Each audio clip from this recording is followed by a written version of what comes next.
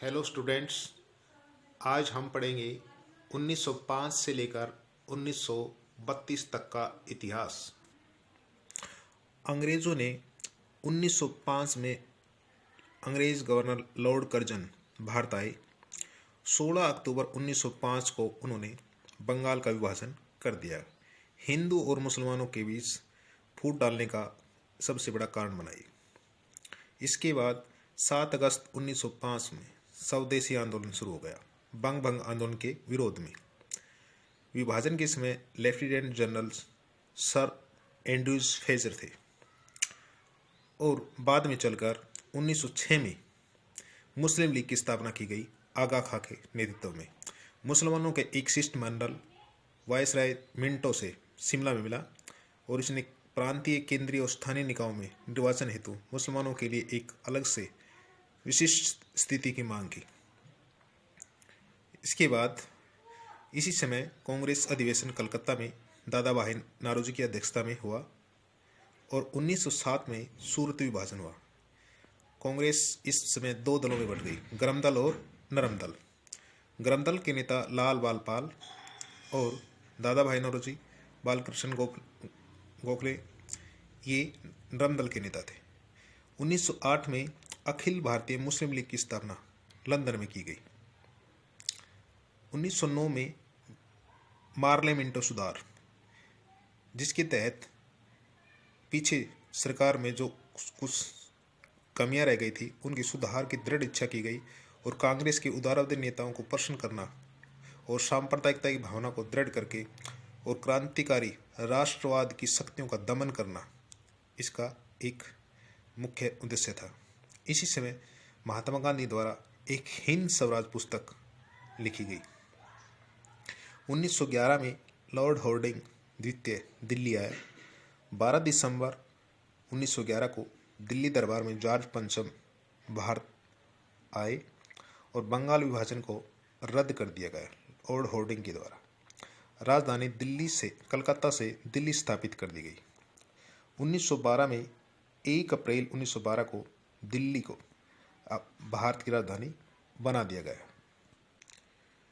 1913 में गीतांजलि पुस्तक जो रविंद्रनाथ टैगोर द्वारा लिखी गई, इसके उपलक्ष्य में उसे गीतांजलि लिखने पर उसको नोबेल पुरस्कार से सम्मानित किया गया। 1914 से 18 के बीच प्रथम विश्व युद्ध चला, जिसमें 37 देशों ने भाग लिया। इसमें मित्र राष्ट्र और ध्रुव राष्ट्र दोनों शक्तियां शामिल थे। 1915 में 9 जनवरी 1915 को महात्मा गांधी दक्षिण अफ्रीका से वापस लौटे। इसी समय गोपाल कृष्ण गोखले जो महात्मा गांधी के राजनीतिक गुरु थे और फिरोज शाह मेहता, इनकी मृत्यु हो गई। और गांधी जी जब दक्षिण अफ्रीका से लौटे तो उन्होंने पूरे 1 साल तक पूरे देश का भ्रमण किया और 1916 में अहमदाबाद के पास साबरमती नामक स्थान पर एक आश्रम की स्थापना की और यहाँ से अपने अनुयायियों को लेकर सत्य और अहिंसा का अनुसरण करते हुए उन्होंने आगे संघर्ष की एक नई नीति तैयार की। इसके बाद 1917 में गुजरात के खेड़ा यानी कि बिहार 1917 में बिहार के चंपारण जिले में एक नील की खेती करने वाले यूरोपीय लोग बहुत अधिक अत्याचार करते थे। उन पर किसानों को अपनी भूमि में कम से कम 3/20 3 कठिया बोला जाता है 3/20 भाग पर नील की खेती करना अनिवार्य कर दिया गया था और उन्हें सरकार द्वारा तय दामों पर ही बेचना पड़ता था। इसके कारण परिस्थितियाँ बंगाल में पहले से भी ज़्यादा दयनीय हो चुकी थी, बिहार के अंदर भी। अब 1918 में गुजरात का खेड़ा आंदोलन, गुजरात के खेड़ा आंदोलन में क्या हुआ कि किसानों की फसल चौपट हो गई और सरकार कर छोड़ने से साफ इनकार कर दिया कि लगान पूरा लिया जाएगा। गांधी जी ने किसानों का साथ दिया और किसानों को परामर्श दिया कि लगान में छूट नहीं मिलती तो वो लगान देना बंद कर दें। सरकार ने केवल उन्हीं किसानों से लगान इकट्ठा करने का आदेश दिया जो लगान दे सकते हों। सरदार वल्लभ भाई पटेल उन्हीं अनेक नौजवानों में से एक थे जो खेड़ा किसान संघर्ष में महात्मा गांधी के अनुयायी बने। 1 साल बाद 1919 में बम्बई में एक खिलाफत समिति का गठन किया गया। इससे पहले 1918 में अहमदाबाद गुजरात में वहाँ पर मजदूरों और मिल मालिक के में आपसी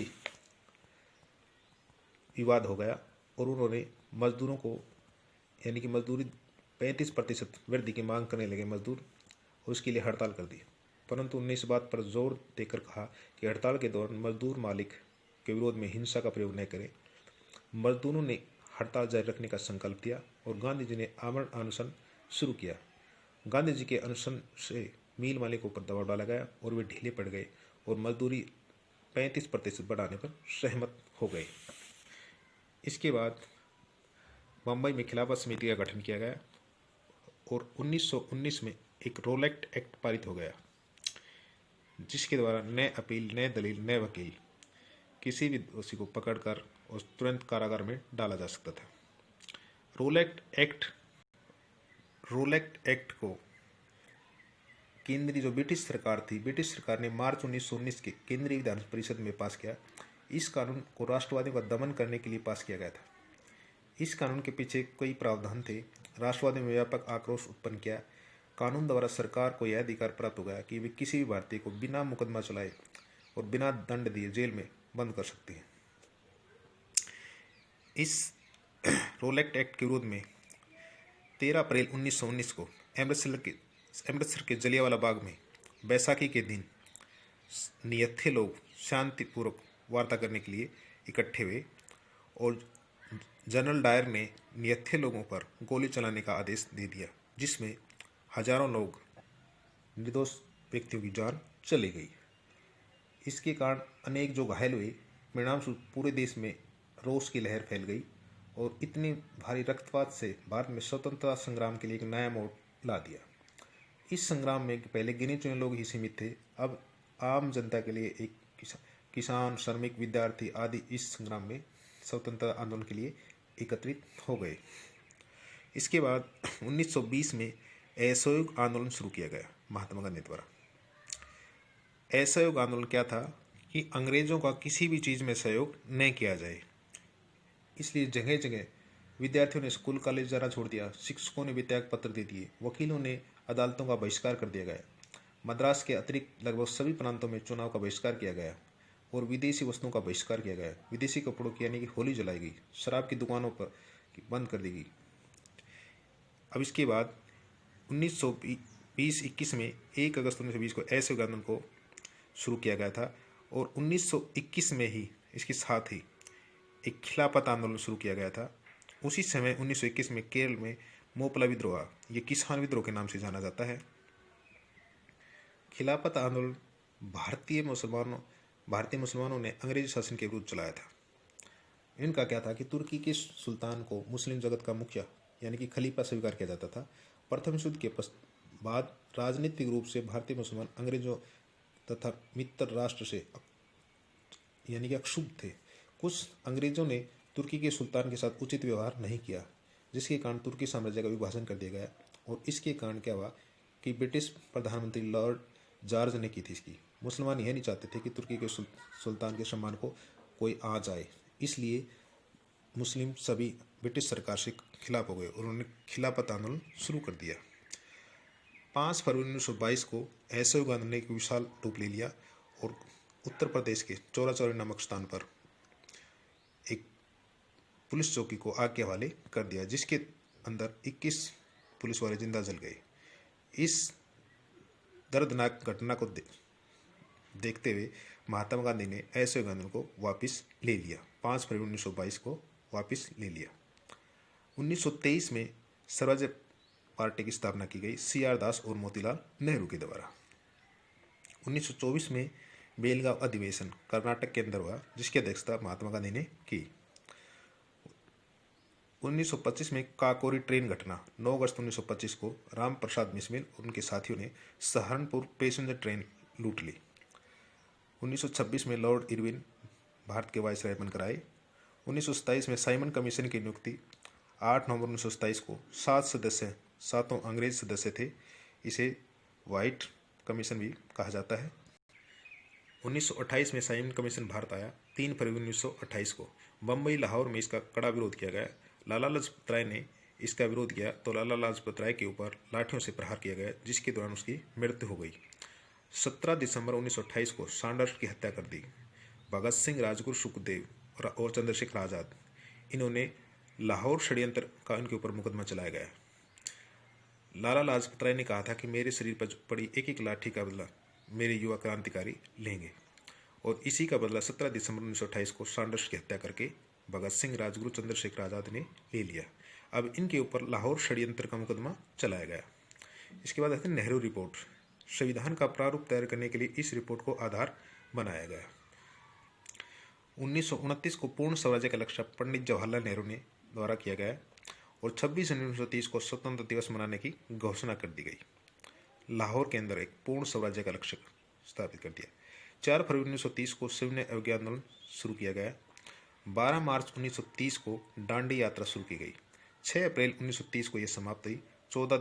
24 दिन लगे इसको, और इस प्रकार उन्होंने दांडी नामक स्थान पर जाकर नमक बनाकर नमक कानून तोड़ा गया। प्रथम गोलमेज सम्मेलन 12 नवंबर 1930 को लंदन में आयोजित किया गया। गोलमेज सम्मेलन का उद्देश्य क्या था कि जैसे ये आयताकार टेबल होती है, इसमें यहाँ पर जो व्यक्ति बैठता है तो वो मुखिया होता है और बाकी अन्य उसके सदस्य सुनते हैं। तो इसको गोलमेज सम्मेलन का उद्देश्य क्या रखा गया कि भारतीयों को अपनी लालच मिले कि यहाँ पर कोई बड़ा कोई छोटा नहीं है, सब हम समान हैं, इसलिए सबको एक राउंड टेबल दी गई, इसके चारों तरफ आदमी को बिठाया गया। इसको बोला है गोलमेज सम्मेलन। गांधी इरविन समझौता 5 मार्च 1931 को। महात्मा गांधी और वायसराय इरविन के बीच जो समझौता है उसे गांधी इरविन समझौते के नाम से जाना जाता है। दूसरा गोलमेज सम्मेलन सितंबर 1931 को, जिसमें गांधी जी ने इसमें भाग लिया, और 23 मार्च 1931 को भगत सिंह, राजगुरु, सुखदेव, इन तीनों को फांसी दी गई। तीसरा गोलमेज सम्मेलन 1932 को था। 16 अगस्त 1932 को सांप्रदायिक निर्णय की घोषणा की गई, और 25 सितंबर 1932 को गांधी जी और अम्बेडकर के बीच एक पुनः समझौता हुआ। ये था 1905 से लेकर 1932 तक का इतिहास। आशा करता हूँ कि आपको पूरा समझ में आया होगा। अगर आपको पूरा समझ में आया हो तो शेयर और लाइक करना न भूलें। धन्यवाद।